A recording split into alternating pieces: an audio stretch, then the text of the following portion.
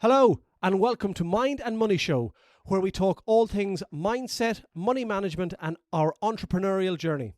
Along the way, we're going to throw in some amazing guests for good measure. I'm Shane Hyland. I'm Gareth Shears.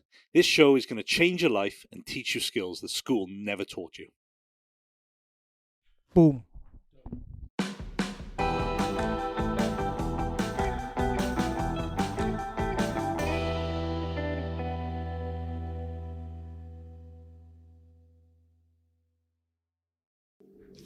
Hello everyone. You've just got me today for a change, whether that's a good thing or a bad thing. Mr. Shears is on a secret mission this week. All will be revealed hopefully next week. Weekend just gone, I was fortunate enough to get some time away in Tenby in West Wales, and it's only when you get away I think you understand that you don't have to have 5-star hotels and the best of everything to have a great time.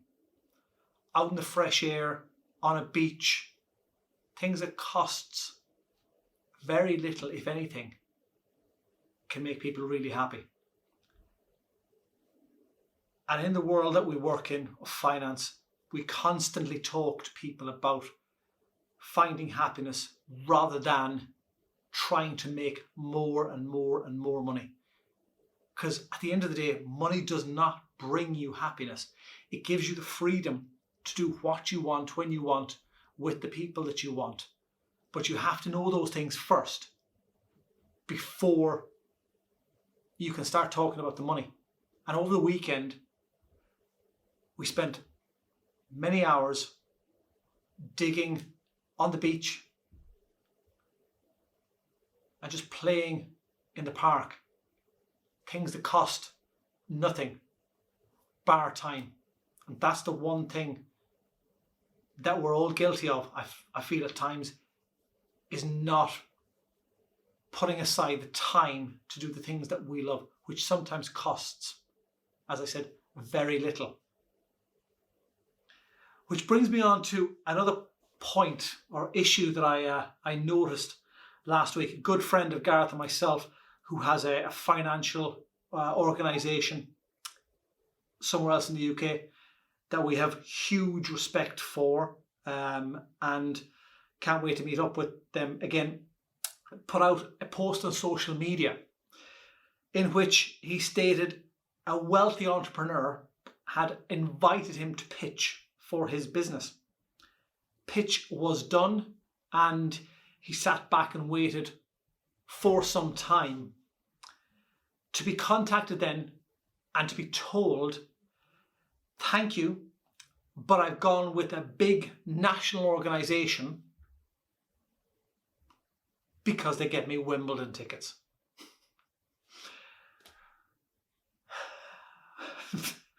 What do you say to that? I felt sad for our friend that he lost out on the pitch, but as the days have gone on, I've felt that he's better off without this person because they don't see the true value of financial planning. They have gone with an organisation that will charge them huge initial fees, extortionate annual ongoing fees, with less interaction that our friend does in terms of the journey and planning of financial planning. They will be more of a financial advice, transactional, sell a product organisation rather than a hand-holding, planning for the future. But we're persuaded to join the organisation by shining 2 Willy Wonka golden tickets for Wimbledon. Now, knowing the costs of both of those organisations,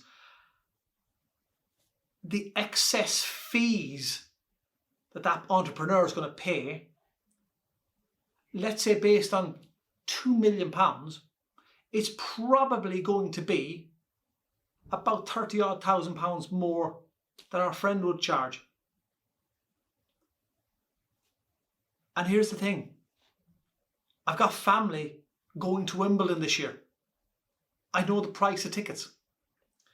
Day 1, court 3, which fine, is not going to have a superstar, but you are getting into the Wimbledon area. You are getting to drink your Pimm's champagne and eat strawberries and cream and soak up the atmosphere. Ticket to get entry into court number 3 on day 1 is £35. 2 of those tickets, £70. One of the best days near the end, ladies' semi-final day, which I think is on a Thursday, in Centre Court, £200 per ticket. So for both of you, it's £400.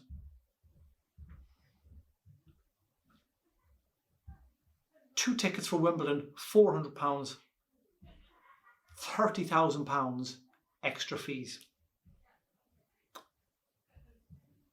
When you look at it like that, I think our friend has done well not to take that person on because they don't understand cost and value. A huge annual cost or fee in excess of what they were going to charge for £400. And people have to remember, in the world of finance, we have costs, regulatory costs, levies, compensation schemes, printer costs, technology costs, all sorts of licenses. At the end of the day, nothing is going to be given for free. You as a client are going to pay for all of those things, as well as the Willy Wonka Wimbledon tickets. Nothing in the world of finance is free. At the end of the day, you, as the client or consumer, will pay for that. So why? Why would you pay £20,000 or £30,000 on a couple million of your pounds for the benefit of getting two £200 tickets? It doesn't make any sense. Sometimes you have to take a hard look and realise that the shiny things that you get of those tickets should have no impact on the financial planning and the financial roadmap that you need to do.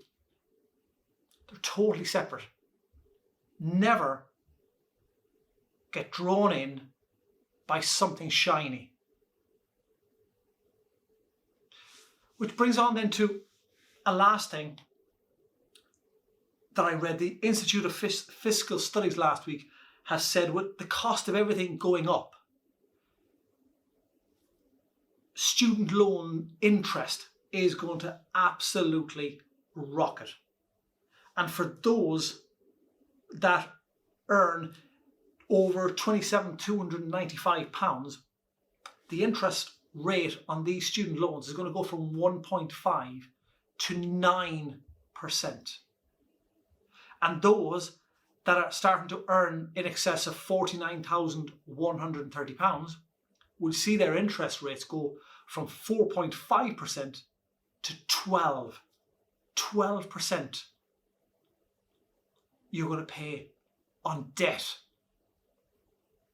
And while you could never tell anyone not to go to uni, there are rumblings of people saying or recommending deferring a place in uni for a year potentially, because these interest rates on the student loans are based on the previous year's RPI, or retail price index. Should you defer it for a year, the rates might be lower in the future which will allow you to pay lower interest on student loans. It also gives you the opportunity, I suppose, of taking a gap year, travelling, earning some of your own money, working full time in the interim, building up a cash reserve for yourself, or realising that in-house training with some organisations now might be far better than going to uni. Get in with the right organisation or the right company, they may actually pay for you to do part-time study. So instead of being crippled with student debt at an astronomical interest rate, they may actually pay you a salary for you to study. A win-win all round. Anyway, that's it for me today. Hopefully, next week we'll have the man himself sat here with me again with some news on his secret mission this week. Until then, look after yourselves.